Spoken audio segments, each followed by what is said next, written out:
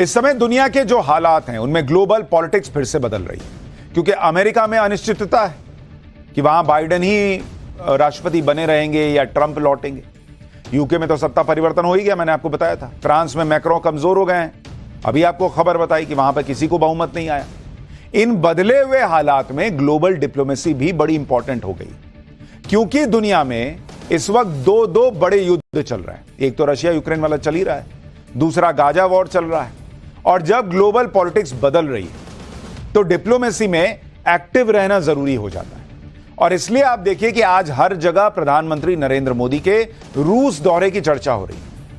यह दौरा इसलिए भी बड़ा इंपॉर्टेंट है क्योंकि तीसरी बार पीएम बनने के बाद पहली बार नरेंद्र मोदी अगर किसी देश के द्विपक्षीय दौरे पर गए हैं तो वो रूस गए हैं। भाई इटली गए थे तो वहां तो समिट था, यहां दो देशों का जो संबंध है, द्विपक्षीय दौरा है, उसमें सबसे पहले नरेंद्र मोदी उठे और चले गए रूस। यानी जब दुनिया में उथल पुथल हो रही है, सभी बड़े देश एक दूसरे को अपनी ताकत दिखा रहे हैं, लोग चाहते हैं कि रूस से ज्यादातर देश दूरी बना के रखे, अमेरिका और यूरोप यही तो चाहता है। उस वक्त में भारत चुपचाप नहीं बैठा, नरेंद्र मोदी सीधा गए दोस्त के पास, पुतिन के पास, और उसे भी अपनी डिप्लोमेटिक पावर और पोजीशन दुनिया के सामने रखनी है भारत को। यही काम नरेंद्र मोदी रूस जाकर कर रहे हैं। लेकिन इतने सेंसिटिव मुद्दे पर भी भारत का विपक्ष राजनीति करने का मौका ढूंढ रहा है। जिन्हें ग्लोबल डिप्लोमेसी और देश की राजनीति में फर्क नहीं पता, ऐसे लोगों को प्रधानमंत्री नरेंद्र मोदी के रूस जाने से भी दिक्कत हो गई भाई। खास तौर पर कांग्रेस, भाई इनको तो हर मुद्दे पे आजकल ये साबित करने में ये जुटे रहते हैं कि जो काम नरेंद्र मोदी को करना चाहिए वो राहुल गांधी कर रहे हैं।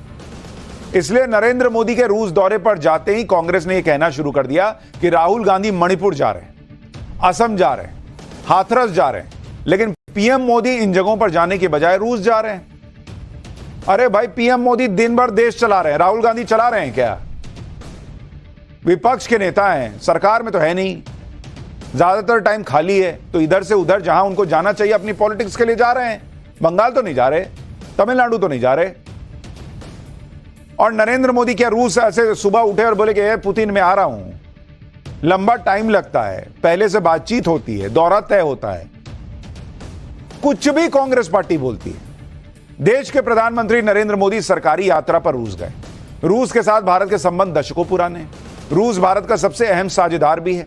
इतने करीबी सहयोगी देश की यात्रा पर पीएम मोदी गए हैं, और यहां भारत में सिर्फ राहुल गांधी की इमेज बिल्डिंग के लिए कांग्रेस पीएम मोदी की रूस यात्रा का इस्तेमाल कर रही है। कांग्रेस की राजनीति का आप लेवल देखिए, स्तर देखिए।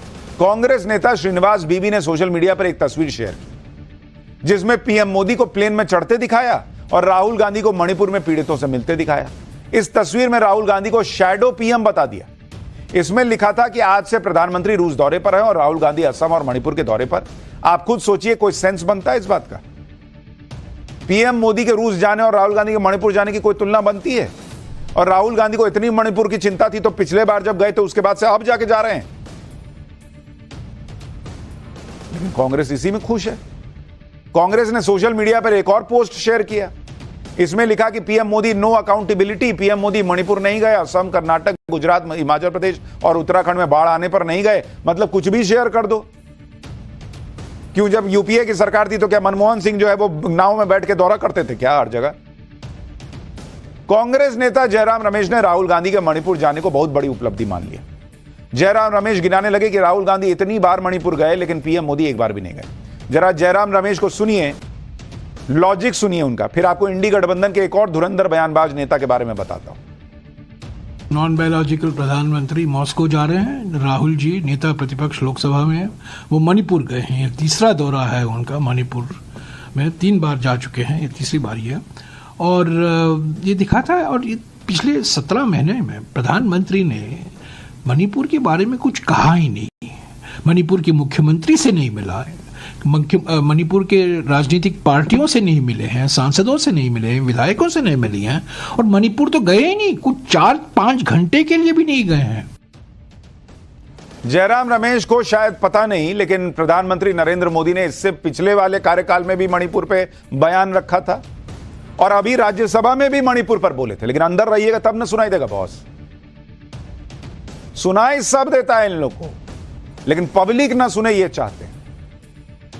और गृह मंत्री लगातार, अमित शाह जो है वो वहां के हालात पर चर्चा कर रहे हैं, मीटिंग कर रहे हैं, मुख्यमंत्री से बात हुई है, खुद गृह मंत्री वहां जाके कई बार रहे हैं। मणिपुर में इससे पहले मैंने आपको पाठशाला में बताया था, जब हिंसा हुई थी या कभी घटना हुई, क्या कांग्रेस के प्रधानमंत्री जाते थे क्या?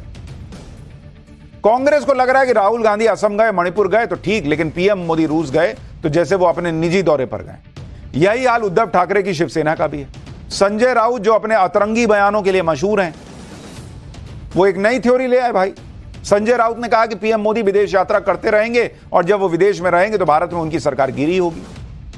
सुनिए संजय राउत को, फिर बताऊंगा कि पीएम मोदी का रूस दौरा कितना इंपॉर्टेंट है। इतने इंपॉर्टेंट दौरे पर विपक्ष कितनी हल्की पॉलिटिक्स कर रहा है, पहले वो देखिए, फिर इस दौरे का महत्व समझाता हूं। मॉस्को जाएंगे, मॉस्को के बाद यूक्रेन जाएंगे। दोनों का वार रुकवा दिया है ना, पापा ने वार रुकवा दिया है, तो दोनों देश में जाएंगे मोदी जी। मोदी जी तो अभी जितने दिन बचे हैं विदेश यात्रा करते रहेंगे, और जब विदेश रहेंगे तो यहाँ सरकार उनकी गिरी होगी तो विदेश में ही रहेंगे शायद। ये मोदी जी की वजह से नहीं, इंदिरा गांधी के ज़माने से रशिया और हिंदुस्तान का संबंध बना है, वो मोदी जी की वजह से नहीं है, पंडित नेहरू जी और इंदिरा जी की पॉलिसी की वजह से है। ये शिवसेना के नेता बोल रहे हैं, सब अपने हिसाब से। भारत में विपक्ष की राजनीति का हाल भी गजब है। लोकसभा चुनाव में हार के बाद भी इंडी गठबंधन जश्न मना रहा है। कांग्रेस को ऐसा लग रहा है जैसे राहुल गांधी पीएम बन गए, देश को राहुल गांधी चला रहे हैं। यह हाल तब है जब लगातार तीसरे लोकसभा चुनाव में राहुल गांधी फेल हुए हैं। एक इकोसिस्टम है जो राहुल गांधी को पंप किए जा रहा है कि अरे बॉस आप ही जीते, सर सर सर। दूसरी तरफ पीएम मोदी हैं जो अपना काम करने में व्यस्त है, ना कोई हल्ला, ना कोई नैरेटिव बिल्डिंग। तीसरे टर्म के दूसरे विदेश दौरे पर पीएम मोदी आज रूस पहुंच गए। पीएम मोदी का स्वागत रूस के डिप्टी पीएम डेनिस मंटुरोव ने किया।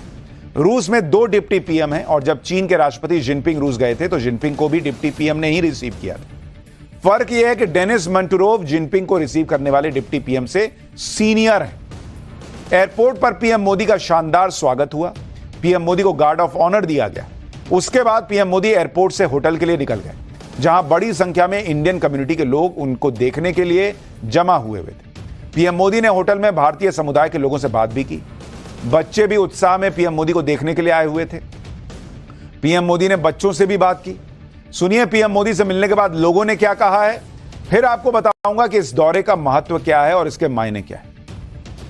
हमें बहुत खुशी हुई, आज हम प्रधानमंत्री से हम मिले और हमें बहुत खुशी हुई। Very grateful that I got the opportunity to meet our prime minister of India, और वो आज मॉस्को आए थे। आज हमारे माननीय प्रधानमंत्री जी मॉस्को रूस की 2 दिवसीय यात्रा में आए हैं। हमें बेहद खुशी हुई, अभी अभी उनसे मुलाकात हमारी हुई। बहुत अच्छा एक्सपीरियंस था मोदी जी से मिलके। मैंने उनको पहली बार जिंदगी में देखा, उनसे एक बार हैंडशेक किया, बहुत अच्छा लगा उनको देख के और हम सब बहुत खुश हुए। जो विश्व के एक नेता होने जा रहे हैं बहुत बड़े, उनसे मिलकर के बहुत अच्छा लगा, और ये हमारी रूस और भारत की जो मित्रता है वो और सुदृढ़ हो और अच्छी हो। भारत माता की जय, वंदे मातरम, वंदे मातरम, वंदे मातरम। पीएम मोदी इस विदेश यात्रा में रूस के अलावा ऑस्ट्रिया भी जाने वाले हैं। अब आप देखिए पीएम मोदी का शेड्यूल क्या है। भाई 8 और 9 जुलाई को पीएम मोदी रूस में रहने वाले हैं। इसके बाद 9 और 10 जुलाई को पीएम मोदी ऑस्ट्रिया में होंगे। 1983 के बाद ऑस्ट्रिया जाने वाले वो पहले प्रधानमंत्री हैं। यानी पीएम मोदी रूस के साथ भारत के संबंधों को मजबूत तो कर ही रहे हैं, वहीं 40 साल में ऑस्ट्रिया जाने वाले पहले प्रधानमंत्री भी बन गए। रूस पीएम मोदी की यात्रा को कितना महत्व दे रहा है वो इस तस्वीर से आपको दिख जाएगा कि ये यूरोप का सबसे लंबा फ्री स्टैंडिंग टावर है। इस पर भारत का तिरंगा चमक रहा है। आप देखिए वहां भारत का तिरंगा चमक रहा है। पीएम मोदी के रूस दौरे पर निकलते ही कांग्रेस ने एंटी मोदी बटन एक्टिवेट कर दिया कि दबाओ, और हमेशा की तरह बिना लॉजिक वाले सवाल उठाकर फेक नैरेटिव सेट करने की कोशिश की। कांग्रेस नेता जयराम रमेश ने लिखा कि पीएम मोदी के कार्यकाल में रूस के साथ पहले की तुलना में भारत का व्यापार घाटा बढ़ गया है। भारत का रूस को एक्सपोर्ट कम हुआ है, रूस से इंपोर्ट बढ़ गया है। रूस की सेना में 50 भारतीय नागरिकों की भर्ती पर भी सवाल उठाते हुए कहा कि क्या पीएम भारतीय नागरिकों की सुरक्षित वापसी सुनिश्चित करेंगे। बॉस पहले भी प्रधानमंत्री जाते थे, इस तरह से नहीं करता था विपक्ष जैसा अब कांग्रेस पार्टी करने। हर चीज में दिक्कत है इनको, हर चीज। कांग्रेस जो आरोप लगा रही है कि भारत और रूस में एक्सपोर्ट और इंपोर्ट का बैलेंस बिगड़ गया है, व्यापार घाटा बढ़ गया है, उसकी सच्चाई भी सुनिए। भारत और रूस के बीच व्यापार घाटा बढ़ने की वजह रूस का कच्चा तेल है। यूक्रेन युद्ध के बाद कोई देश रूस से तेल नहीं खरीद रहा था। उसी दौरान रूस ने भारत को हेवी डिस्काउंट पर सस्ता कच्चा तेल ऑफर किया। वित्तीय वर्ष 2023 में $31 बिलियन का कच्चा तेल भारत ने खरीदा। जब दुनिया कह रही थी कि मत कीजिए बॉस, नरेंद्र मोदी भारत के फायदे के लिए कच्चा तेल खरीदते रहे और वित्तीय वर्ष 2024 में $46.49 बिलियन का कच्चा तेल खरीदा।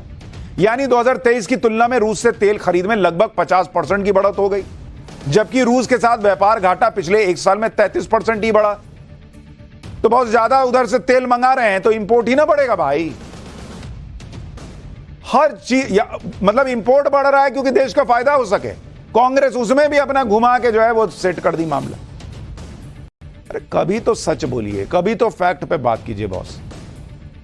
बड़ी बात यह है कि भारत ने रूस से कच्चा तेल बहुत ही सस्ती दर पर खरीदा और इसी कच्चे तेल की वजह से भारत में महंगाई भी बहुत हद तक कंट्रोल में रही। इतना ही नहीं, ग्लोबल ट्रेड रिसर्च इनिशिएटिव ने भी माना कि रूस के साथ व्यापार घाटा चिंता की बात नहीं है, यह वित्तीय घाटा कच्चा तेल खरीदने से बढ़ा।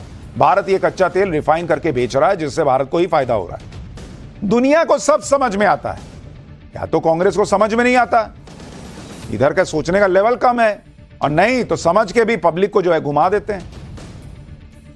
ट्रेड के साथ कांग्रेस ने जिन 50 भारतीय नागरिकों के रूस की सेना में भर्ती होने का मुद्दा उठाया, उसकी सच्चाई भी सुनिए।